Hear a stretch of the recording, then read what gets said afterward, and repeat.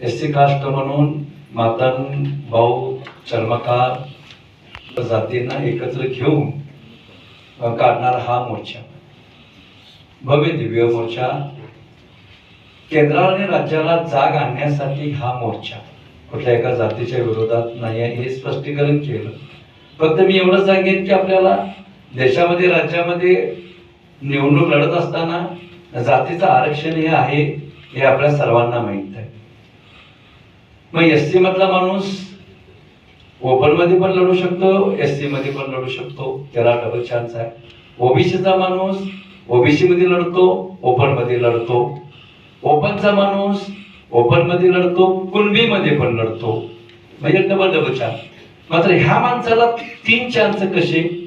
ह्याच्यामुळे हे पेटल्याला राम की जे आपण दरगोंडा महेश पाटील म्हणतो, ओपन मध्ये इलेक्शन लढतो, त्यानंतर ओबीसीचा दाखला घेतो, ओबीसी इलेक्शन लढतो, त्यानंतर मग एससीचा दाखला जोडतो, एससी वर निवडून येतो आणि मग तो म्हणते मला कपाटात सापडला म्हणून.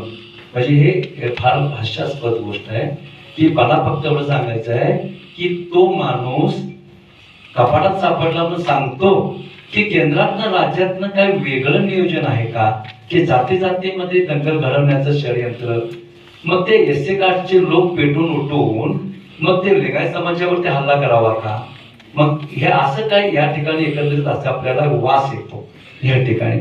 मग मला हे कळत नाही की ज्या वेळेला एका केंद्राने राज्याच्या प्रशासन शासन असताना मग प्रांत असू दे तहसीलदार असू दे ह्या अधिकाऱ्यांना या ठिकाणी आम्ही दाखवून दिलं तर त्या ठिकाणी कानाडोळा करता. म्हणजे इंटेन्शन काय, उद्देश काय तुमचा या ठिकाणी, हा आम्हाला त्या ठिकाणी समजलं पाहिजे.